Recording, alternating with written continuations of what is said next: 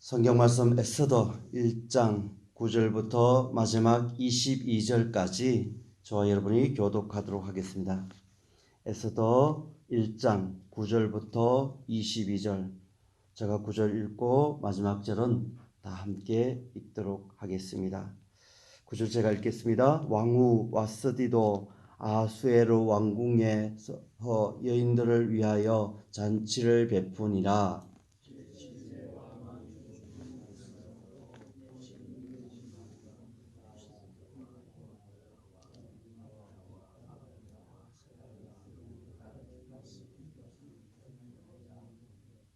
왕후 와스디를 청하여 왕후의 관을 정제하고 왕 앞으로 나오게 하여 그의 아리따움을 뭇백성과 지방관들에게 보이게 하라 하니 이는 왕후의 용모가 보기에 좋음이라.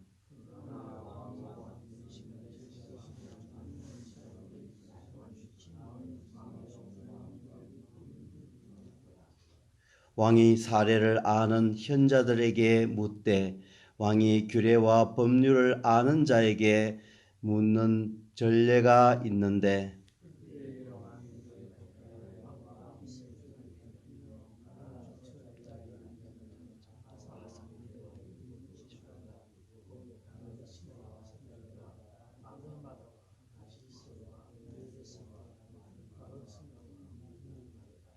왕후 와스디가 내시가 전하는 아수에로 왕의 명령을 따르지 아니하니 규례대로 하면 어떻게 처치할까?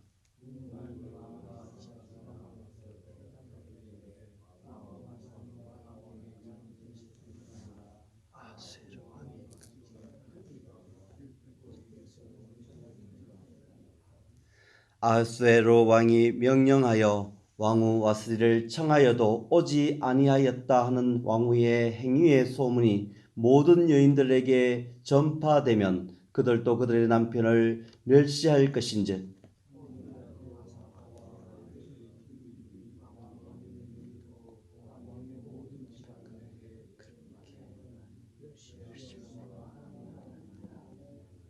왕이 만일 좋게 여기실진데 와스디가 다시는 왕 앞에 오지 못하게 하는 조서를 내리되 바사와 메대의 법률에 기록하여 변개함이 없게 하고 그 왕후의 자리를 그보다 나은 사람에게 주소서.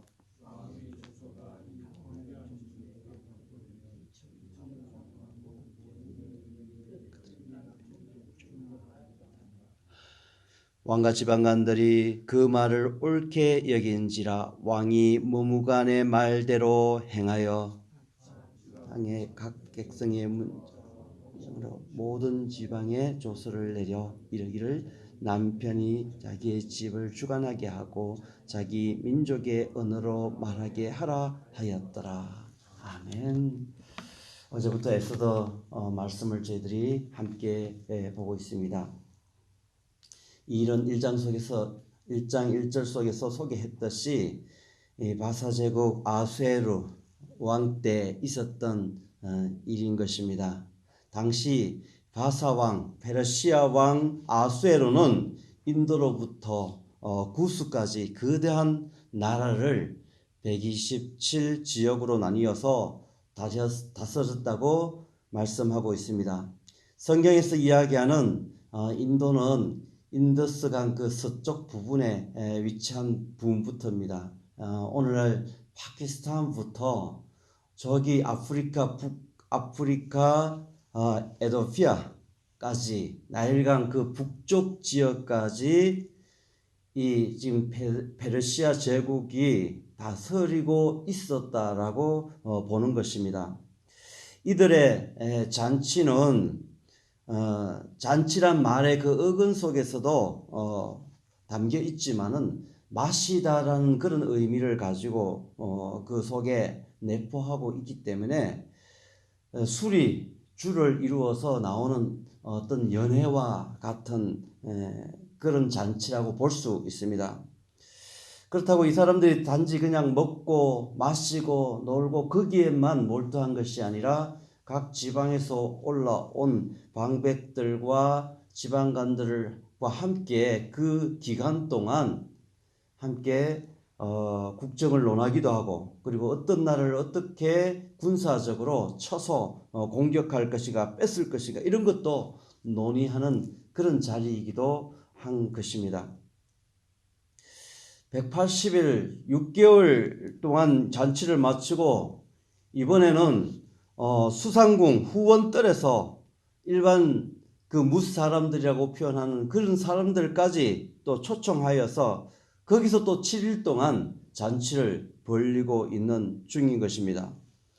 왕비를 폐위시키는 오늘 이 이야기는 이때 일어난 일입니다. 백성들을 위해 베푼 잔치의 마지막 날입니다. 왕이 오늘 성경을 보면은 왕이 흥에 주흥에 취하였다고 그렇게 소개하고 있고, 왕후인 와스티도 그 나름대로 여자들을 초청하여서 잔치를 베풀었다라고 말씀하고 있습니다. 마치 잔치에 목매인 그런 사람들처럼 온 나라가 그냥 잔치고 술이고 술 도가니 속에 그냥 푹 빠져 있구나, 그런 느낌이 들 정도로 잔치 또 잔치 또 잔치입니다.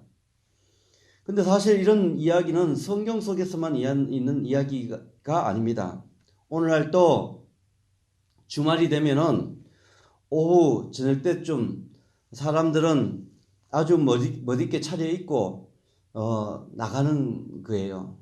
제가 이제 살았던 곳도 보면은 잘 사는 사람이건 못 사는 사람이건 주말만 됐다 그러면은 뭐 나름대로 그들의 복장을 하고 나서 높은 구두도 신고 그렇게 해서 나가는데 저녁 때가 돼서 이렇게 나가요. 그래서 물어봅니다. 어디로 갔느냐, 뭐 하러 갔느냐. 그렇게 물어보면은 파티가 있답니다. 그래가지고 주말마다 그 사람들 그렇게 나가가지고 떠들썩하게 뭐 잘 사는 사람 잘 사는 대로 못 사는 사람 못 사는 대로 그들 나름대로의 여건 속에서 그렇게 잔치하고 파티하고 즐기고 밤새도록 그냥 떠들고 마시고 놀고 그렇게 하는 모습들을 봐왔습니다. 한국에도 아마 주말을 기다리는 무슨 뭐 불금이 어떻고 뭐 이런 것들 또 나름대로 이 잔치 문화 어떤 그런 것 놀이 문화 속에서 그렇게 매주 그렇게 지내는 사람들도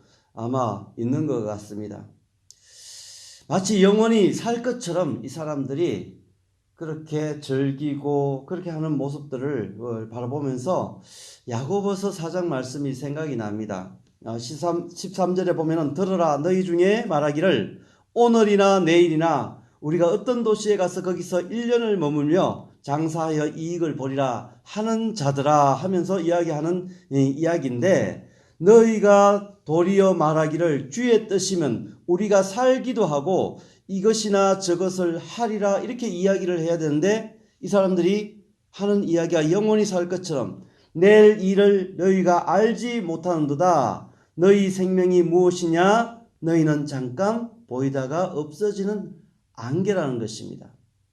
근데 이 사람들은 영원히 살 것처럼 장사하여서 또 이익을 얻고 그렇게 그것으로 허랑방탕하게 살아가는 모습을 야고보서 성경을 통해서도 말씀하고 있고, 예수님도 이러한 부분들에 대해서 또 소개한 부분 말씀이 있는데, 누가복음 말씀입니다. 누가복음 12장에 보면 이런 말씀이 있습니다.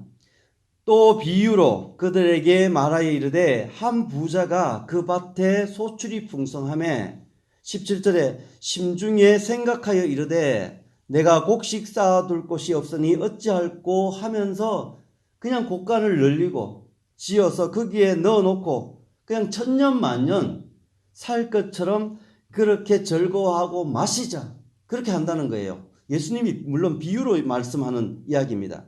하나님은 이런 어리석은 부자를 이르러서 오늘 밤에 내 영혼을 도로 찾으리니 그런데 내 준비한 것이 다 누구 것이 되겠느냐.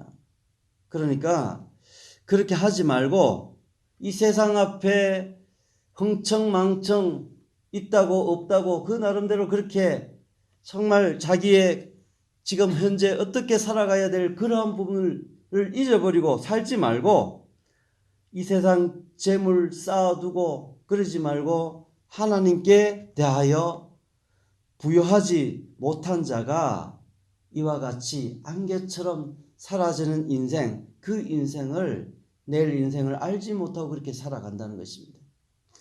이 바사 제국을 이루는 이 왕도 어쩌면은 그 땅 속에서 그가 가지고 있는 권력과 생각해 보십시오. 파키스탄 그쪽 지역부터 해가지고 지금 현재 북아프리카에 있는 에티오피아까지 그런 거대한 제국을 다스리는 그런 왕이 그 지방 방백들을 불러서 놓고 모든 것 다 뽐내면서 금잔 은잔 뭐 할 것 없이 그렇게 술 도가니 속에 빠져 있는 것처럼 영원히 살 것처럼 그렇게 하는 모습들을 바라보면서 정말 유한한 인생이 어떻게 살아야 될지 그렇게 생각해 볼 수 있는 그런 장면인 것입니다.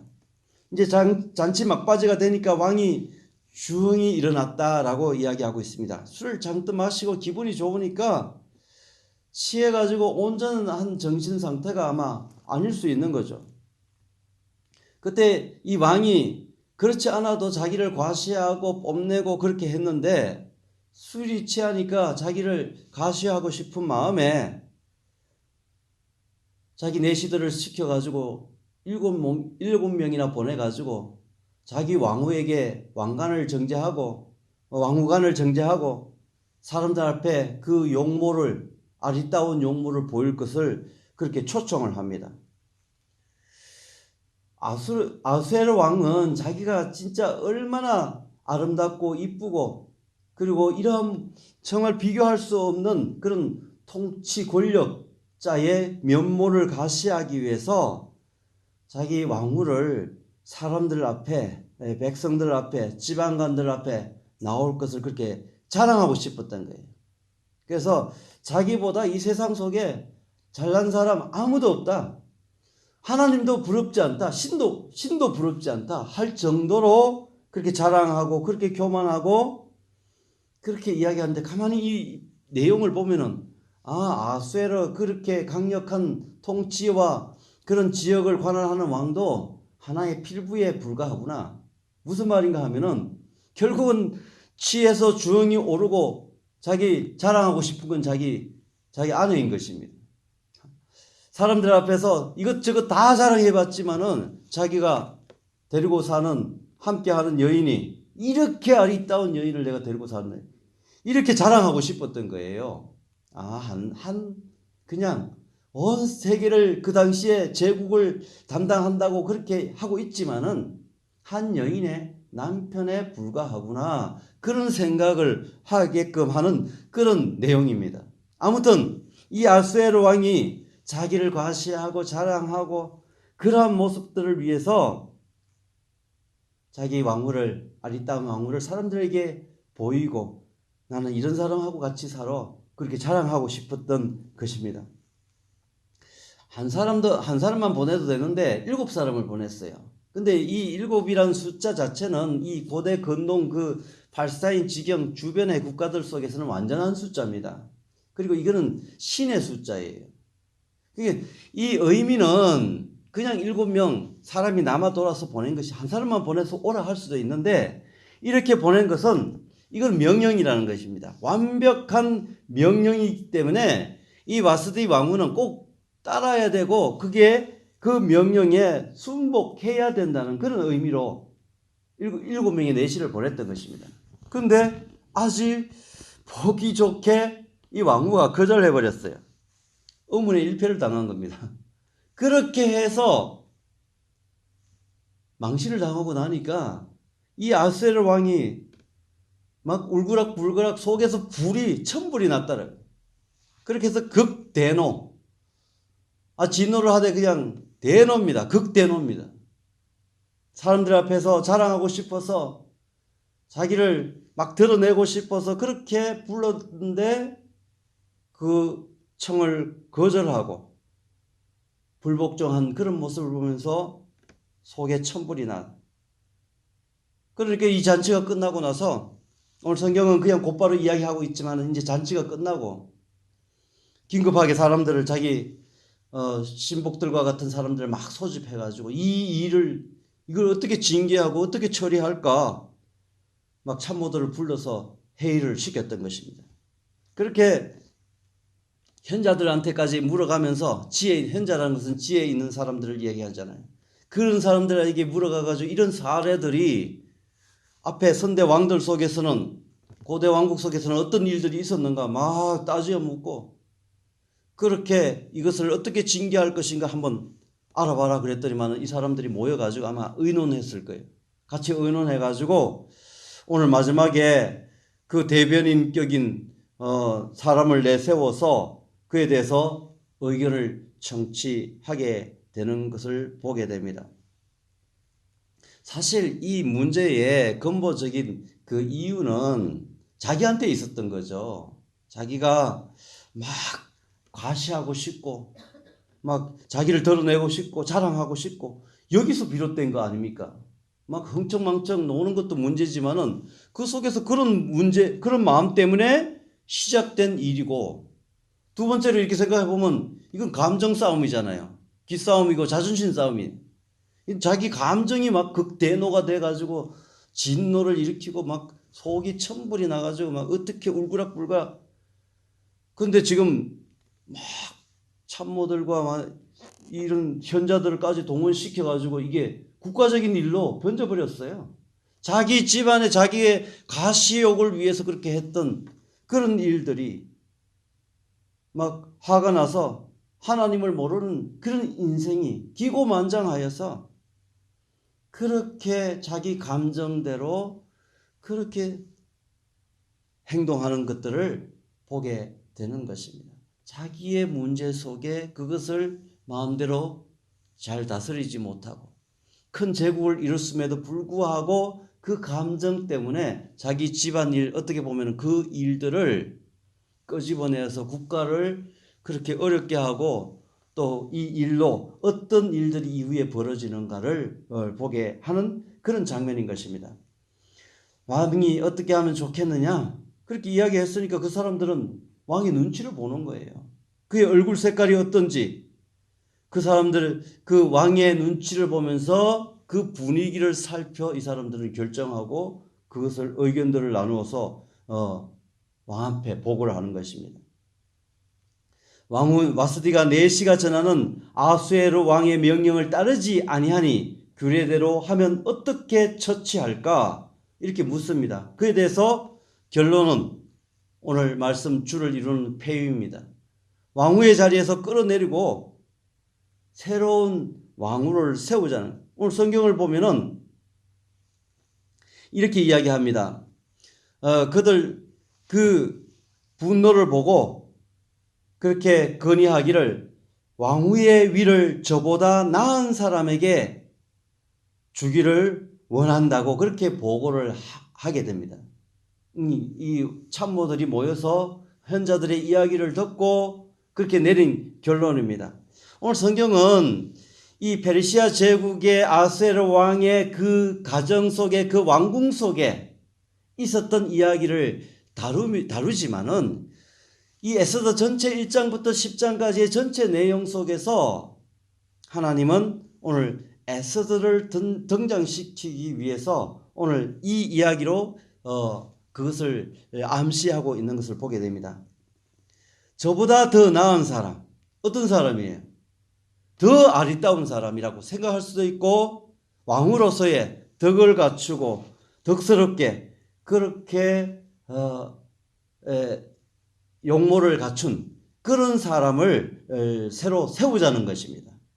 성경은 말하고 있지 않지만은 에스더를 염두에 두었고 그리고 성경은 죽어서 멸망당할 수 있는 이스라엘의 구원의 그 계획들을 이 지금 아수에로 왕의 이 잔치 속에서 1장 속에서 이미 그것을 저보다 더 나은 사람이라고 소개하면서 전체적인 하나님께서 말씀하시고자 하는 것을 우리는 미리 알고 이 말씀을 이 단어 하나를 그렇게 생각해 보게 되는 것입니다.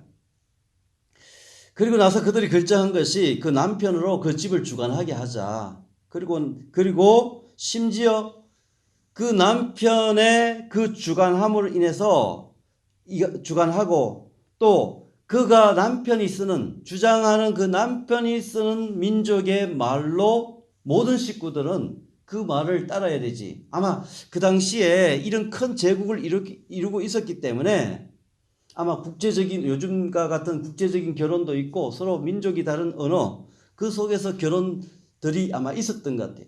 그런데 남자의 절대적인 주권을 가지고 그 집안에서 자녀들은 물론이고 아내까지 그 종들까지 다 그 말을 쓰게 하고 절대적인 남편의 권위를 그렇게 내리도록, 이건 조서를 내린다는 것은 왕국에서 공식 문서예요.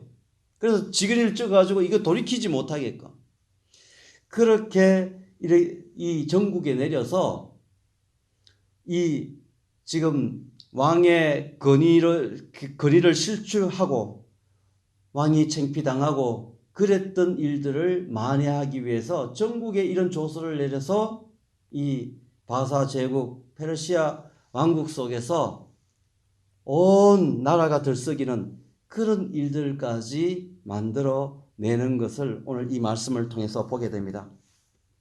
오늘 저는 이 말씀 가운데 저희들이 정말 이 아하스웨로 왕이 비록 큰 제국을 이룬 왕이지만은 한 집에 그냥 가장에 불과하고 한 남자에 불과한 그런 자가 정말 자기가 어디서부터 와서 어디로 가고 그리고 자기 인생이 어디에서 끝날 그 지점, 그리고 이 모든 제국의 주인 되신 그 하나님을 잊어버리고 살아가는 그 인생이 그 감정 앞에 어떤 사람이나 제국을 이룬 왕이든지 아니면 한낱 백성이든지 그 자기 감정을 다스리지 못해서 한 집안의 일들로 한 왕궁의 그런 일들로 끝날 일들을 온 나라를 어지럽게 하고 그렇게 힘들게 하는, 그래서 다른 집안의 사람들에게까지 영향력을 미치는 그런 어리석은 지도자의 모습을 이 속에서 바라보며 이 땅 속에 하나님, 우리가 살아가며